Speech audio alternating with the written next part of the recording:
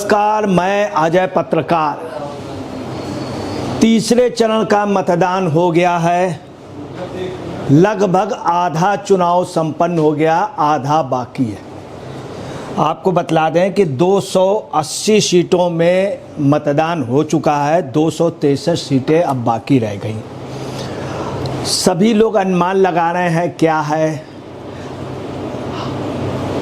हम लोग भी कोई चुनाव की घोषणा नहीं कर सकते कौन सीट कौन जीता, परंतु एक मोटा मोटा अंदाज़ा लग सकता है कि कौन कहाँ फाइट कर रहा। दो लोग हैं, दो कौन कौन प्रतिद्वंदी जिनके बीच में फाइट हो रही, कहीं रेगुलर फाइट हो रही, कहीं दोतरफा फाइट हो रही, कहीं चतुष्कोणीय संघर्ष हो रहा है। तो आपको क्लियर कर दें, एक तो मतदान का प्रतिशत कम हुआ है। मतदान का प्रतिशत कम होने का मतलब होता है सत्ता पक्ष के फेवर में मतदान।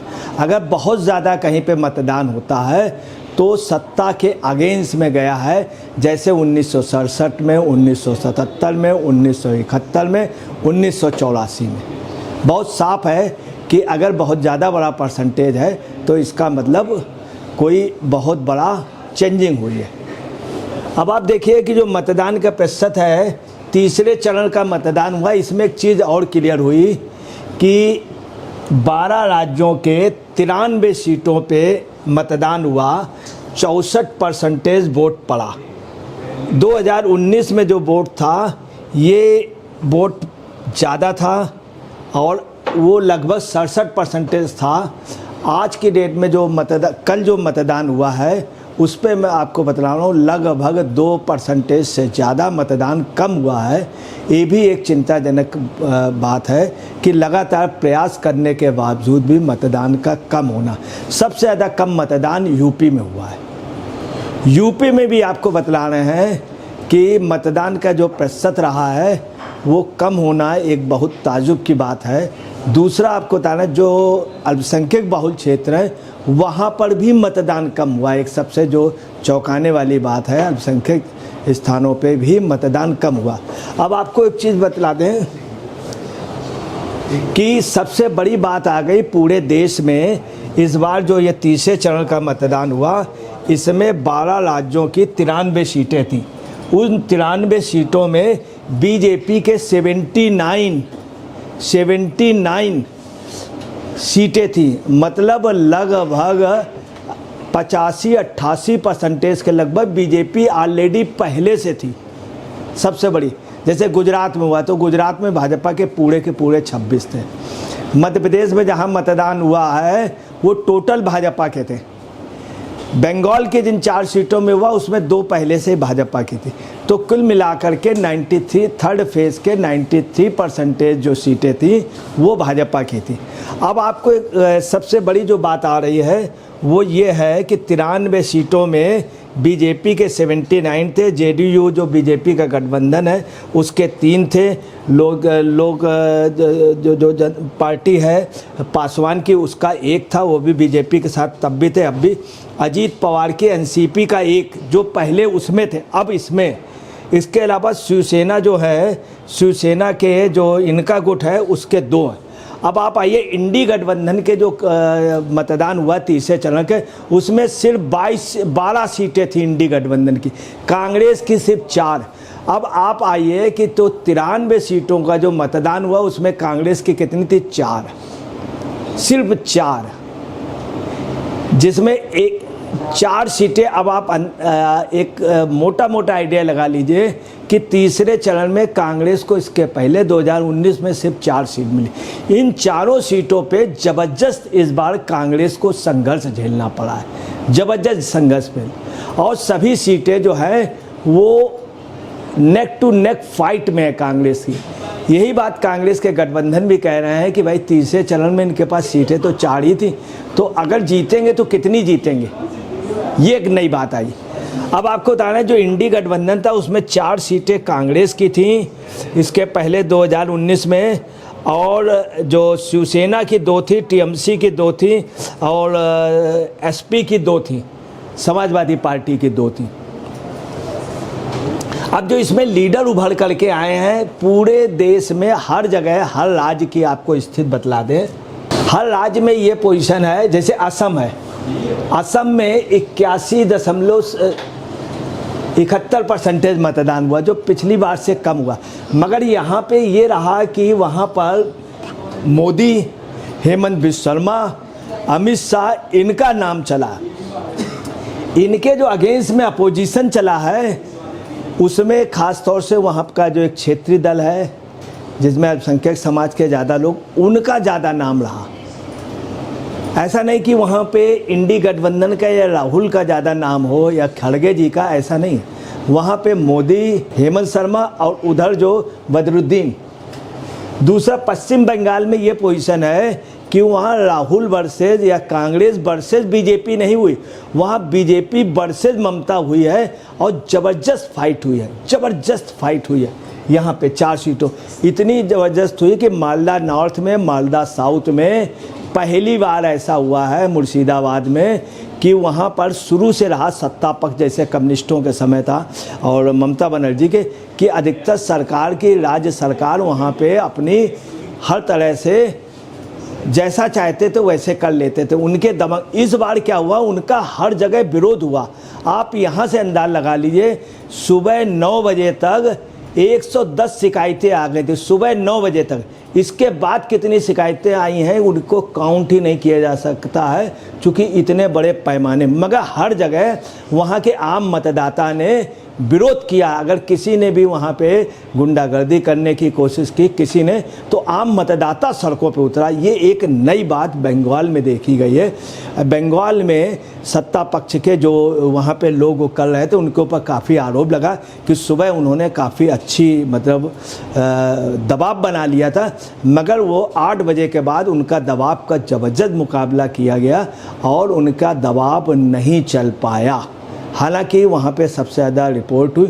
वहीं पे कांग्रेस और वाम गठबंधन के सलीम ने आरोप लगाया मुर्शिदाबाद के कि एक योजनाबद्ध तरीके से टीएमसी ने ज़बरदस्त गुंडागर्दी की है, अपने बाहुबल के बाद में चुनाव बहुत प्रभावित किया है, परंतु उनका हर जगह विरोध हुआ।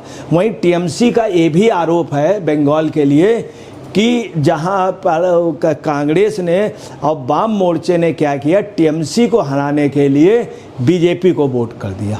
ये टीएमसी का आरोप है। जो भी हो, मगर ये इसमें कोई शक नहीं कि पश्चिम बंगाल में जो है वो ममता बनर्जी वर्सेस हुआ है, यहाँ पे राहुल या कांग्रेस नहीं। सबसे बड़ी बात ये आ रही कि हर राज्य में अलग अलग दल लड़ा है। जैसे बिहार है तो बिहार की पोजीशन नहीं, बिहार में लालू रहे विपक्ष में और उनका गठबंधन रहा। सत्ता पक्ष में जो वहाँ पे मोदी रहे और नीतीश कुमार रहे। तो सवाल ये आ रहा है कि मोदी हर जगह लड़े, हर राज्य में, मगर हर राज्यों में ऐसा नहीं कि एक पार्टी लड़ी हो। राजद जो है ऐसा नहीं कि पूरे देश में लड़ी हो, ये टीएमसी पूरे देश में, वो बंगाल में लड़े, वो बिहार में। इससे एक नई बात निकल के आ रही है कि केंद्रीय नेतृत्व में जो बीजेपी है वो सभी जगह लड़ रही, कांग्रेस या और दल टुकड़े टुकड़े। आप यहाँ से अंदाज़ा लगा लीजिए, सिर्फ 4 सांसद थे इन 93 में। यही बात सपा कह रही है, यही बात टीएमसी कह रही कि कैसे कांग्रेस अपना नेता या प्रधानमंत्री की बात कर रहा। ममता बनर्जी सीनियर थी और सीनियर हैं, ये लोग कहना है। अखिलेश सीनियर थे, सीनियर हैं। इन लोगों का कहना कि जब उनकी सीट ही एक ही थी यूपी में। अब गुजरात में देखिए क्या है, गुजरात की जो परिणाम जो पोजीशन रही है कल की, उसमें सबसे चौंकाने वाली बात ये कि कांग्रेस का आपका गठबंधन हुआ था। मतदान के बाद आज की जो स्थिति है, आज कांग्रेस के कार्यकर्ताओं ने इस बात को स्वीकारा है कि आपके कार्यकर्ताओं ने कहीं पर भी उन्हें सहयोग नहीं किया। और आपके कार्यकर्ताओं का कहना है कि जो 2 सीटें हैं वो हमको जो मिली थी उस पे इन्होंने सपोर्ट नहीं किया कांग्रेस ने। हालांकि आपको बताना एक चौंकाने वाली बात ये कि आप अपनी दोनों सीटों पे बहुत अच्छा लड़ी है, ये भी कटु सच है। भाजपा से उन्होंने मुकाबला किया है, भाजपा से गुजरात में पहली बार, मगर गुजरात में एक सीट पहले से ही बीजेपी निर्विरोध जीत जाने से वहाँ मॉडल डाउन हुआ था कांग्रेस का। अब आपको बता रहे महाराष्ट्र की पोजीशन यही हुई। महाराष्ट्र में पहले क्या था कि पहले जो रिजल्ट रहा है उसमें शरद पवार बहुत मजबूत पोजीशन में थे और शिवसेना बहुत मजबूत पोजीशन। आज की डेट में शिवसेना जो है वो ज़्यादा चली गई उनके साथ, शिंदे के साथ, और अजीत पवार के साथ ज़्यादा सांसद और विधायक वो चले गए अजीत पवार के साथ। तो महाराष्ट्र का भी जो चुनाव है वो आपको बताना है कि वहाँ पे जो लड़ाई हुई है वहाँ एक तरफ बीजेपी है, मोदी, शिंदे और ये सब लोग, और साथ में वो जो विपक्ष था उन्हीं का गुट बीजेपी के साथ है। ये एक सबसे बड़ी बात आ रही है। अब यही पोजीशन मध्य प्रदेश में, मध्य प्रदेश का आपको बताना है, मध्य प्रदेश में जो जादू चला है इसमें कोई शक नहीं। 66% वहाँ का मतदान हुआ, वहाँ एक तरफा जादू चला है मामा शिवराज सिंह का। विदिशा वगैरह में शिवराज सिंह का बहुत बढ़िया। वहीं रायगढ़ से दिग्विजय सिंह जो हैं, और दिग्विजय सिंह की वाइफ ने ज़बरदस्त प्रचार किया, दिग्विजय सिंह की वाइफ भी सब जगह गई, परंतु दिग्विजय सिंह एक एज होने के बाद उनको महसूस हुआ कि उनकी सीट फंस गई। इधर 2 बार से लगातार वो हार रहे हैं।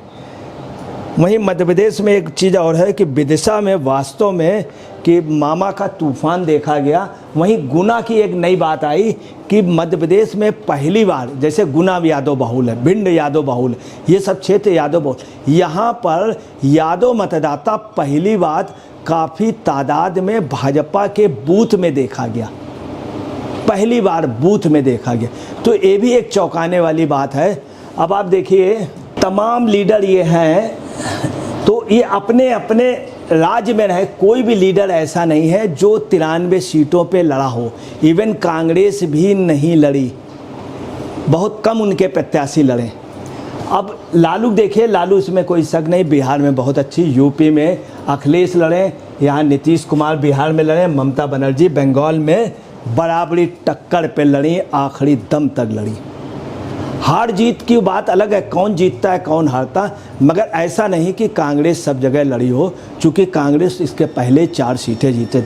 यहाँ आपको सबसे और उससे बड़ी एक चौंकाने की बात बतला दें। देखिए मैनपुरी जो सीट है, मैनपुरी सीट का भी सपा का जो आकलन अभी का आया वो ये आया है कि जो वहाँ पे फाइट जो हुई है बहुत तगड़ी फाइट हुई है। वहाँ जो बसपा के यादव कैंडिडेट लड़ाया है उसने बहुत अच्छी फाइट की। तो कुल मिलाकर के यूपी की संभल की और मैनपुरी की ये सभी सीटें वहाँ फंसी हुई नज़र आ रही हैं, सभी फंसी हुई नज़र आ रही। मैनपुरी जो अभी तक वहाँ पर कोई भी विपक्ष मजबूत नहीं था, इस बार नेक टू नेक फाइट हुई है। यही एक वजह है कि सीटों का सही कोई भी आकलन नहीं ले सकता। अब ये बैलेट, अब ये ईवीएम मशीन जब खुलेगी तब पता चलेगा, मगर ये साफ है कि भाजपा हर जगह हर राज्य में लड़ी है और हर राज्य में दूसरी पार्टी के प्रत्याशी ही नहीं थे। दोस्तों नमस्कार, मैं अजय पत्रकार।